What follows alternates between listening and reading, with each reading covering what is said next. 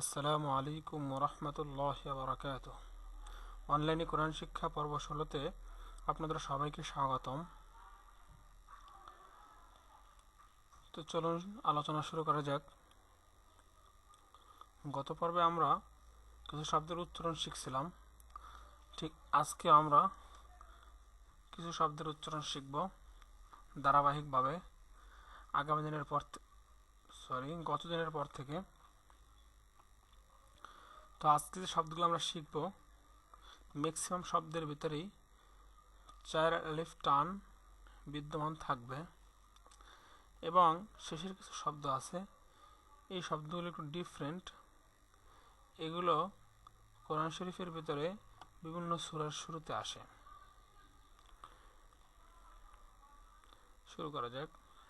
নুন পেশ নু, হা ইয়াজার হি, নু হি, হা আলিফ জবর হা, নু হি হা, মিম আলিফ জবর মা, শিন আলিফ জবর শা, হামজা লাম জবর আল, মা শা আল, লাম খারা জবর লা, হা পেশ হু, মা শা আল্লাহু। এখানে শিনের উপরে একটি চিহ্ন দেখা যাচ্ছে, এটাকে ৪ আলিফ দীর্ঘ করিয়া পড়ার চিহ্ন। এবং এখানে যে নিয়মটা চলে আসছে সেটা হলো মদের হরফের পরে হামজা আসছে, এ কারণে এখানে ৪ আলিফ দীর্ঘ করিয়া পড়িতে হবে। ঠিক একইভাবে এখানেও একই নিয়ম। জিম আলিফ জবর যা, হামজা জবর আ, যা আ, হামজা পেশ উ, লাম খারা জবর লা, উলা, হামজা জের ই, উলা ই, কাব জবর কা, উলা ইকা, সিন পেশ সু, হামজা লাম জবর আল, সু আল, হা জের হি, সিন আলিফ জবর সা, হিসা, বা জের বি, সু আল হিসাবি, বা জের বি, মিম আলিফ জবর মা, বিমা, হামজা নুন পেশ উং, ঝা জের জি, উং জি, লাম জবর লা, বিমা উং জিলা, কব আলিফ জবর ক, লাম ও পেশ লু, খলু, হামজা খারা জবর আ, মিম নুন জবর মান, আমান, নুন আলিফ জবর না, আমান্না, قالوا آمنا، واو زبر و، لام ألف زبر لا، ولا، همزة نون زبر أن، تا ميم بشتم، ولا أنتم، عين كرا زبر ع، با زر بي، عابي، دال بشدو، نون زبرنا، عابدون، ميم ألف زبر ما، همزة عين زبر ع، ما أع، বা পেশবু, দাল পেশদু, মা আ'বুদু। দেখুন এখানে মদ হরফের উপরে একটি চিকন একটি চিহ্ন দেখা যাচ্ছে, এটাকে বলা হয় ৩ আলিফ দীর্ঘ করিয়া পরিবার চিহ্ন বা ৩ আলিফ টানিয়া পরিবার চিহ্ন। মদের হরফের পরে যদি হামজা আসে অর্থাৎ আলিফ, তাহলে এখানে ৩ আলিফ দীর্ঘ করিয়া পড়িতে হয়। যেমন এখানে আমরা পড়েছিলাম ৩ আলিফ দীর্ঘ করিয়া, এখানেও ৩ আলিফ দীর্ঘ করিয়া পড়েছিলাম। এটাও ওই একই রকম। হামজা নুন জের ইন, নিন আলিফ জবর না, ইন না, হামজা আইন জবর আ, তয়া জবর তই, আ তই, নুন আলিফ জবর না, কাপ জবর কা, আ তই না কা, কাপ লাম জবর কাল, আ তই না কাল, কাফ ও জবর কাউ, সা জবর সা, র জবর র, কাউ সা র, ইন্না আ'তাইনাকাল কাউসার, হামজা জের ই, লাম ইয়া জবর লাই, ইলাই, নুন আলিফ জবর না, ইলাইনা, হামজা জের ই, ইয়া আলিফ জবর ইয়া, ইলাইনা ইয়া, বা জবর বা, হা মিম পেশ হুম ইয়াবাহুম ضاد لم زبر ضل لم ألف زبر لا ضال لم ألف দুই জবর লান ضالن এখানে কিন্তু হামজা আসে নাই, কিন্তু মাদের হরফের পরে যেহেতু তাসদিদ আসছে এটাকে বলা হয়, এটাও একটি চার আলিফ দীর্ঘ করিয়া পড়া একটি স্থান। মাদের হরফের পরে যদি তাসদিদ আসে,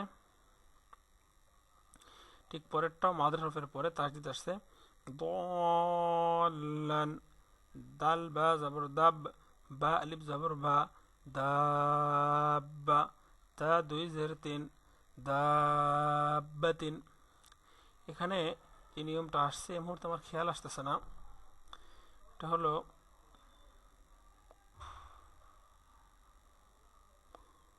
খেয়াল আসতেছে না, আমার তাজবিদ অংশের আলোচনা আছে, আপনারা দেখে নেবেন। হা জিম জবর হাজ জিম ও পেশ জু হাজু কাপ জবর কা হাজুকা লাম জবর লা দত লাম জবর দল লাদল লাম ও পেশ লু লাদলু নুন জবর না লাদলুনা ওয়াও জবর ওয়া লাম ضاد زبر لض ولض ضاد لام زبر ضل ولا الضال لم يزل لي نون زبرنا ولا الضالين حمزة زبر أ تا بشتو أتو حاجم زبر حج أتو حج جيم أو بش جو جيم أو بش جو সরি জিম অকে গিয়ে ধরবে না, নুন কে ধরবে, জিম নুন পেশ জুন নুন ইয়াজের নি আতু হাজুনি ও সদ জবর ওয়াস সদ খারা জবর সদ ফা জবর সফ ও সফ ফা খারা জবর ফা তা জেরতে ও সফাতি ফা আলিফ জবর ফা জবর ফা হামজা জের ই ফা ই ذال ألف زبر ثا فإذا جيم ألف زبر جاء همزة زبر أ تا طا زر طيط فإذا جاء طيط طا ميم زبر طم ميم زبر ما طام تا لم بشتل طامة كبا بشكب را خرا زبر را كبرى। এখানেও মদের হরফের পরে তাসদিদ আসার কারণে এখানে চার আলিফ টান দীর্ঘ করিয়া পড়িতে হবে, যেমন তাম্মাতুল কুবরা। ঠিক এর আগের শব্দে এখানেও চার আলিফ টান, যেহেতু মদের হরফের পরে হামজা আসছে এজন্য ফাইদা জাআতিত তাম্মাতুল কুবরা। এরপরে যে শব্দগুলো এগুলো একটু ডিফারেন্ট, ভিন্ন রকম, এগুলো কোনো জবর জের থাকবে না, শুধুমাত্র হরফ আছে এবং এর উপরে দীর্ঘ করিয়া হরফগুলো পড়িতে হবে। এগুলো কোরআন কারিমের ভিতরে বিভিন্ন সূরার শুরুতে এগুলো আসে। তো আমরা উচ্চারণগুলো দেখি কিরকম হবে।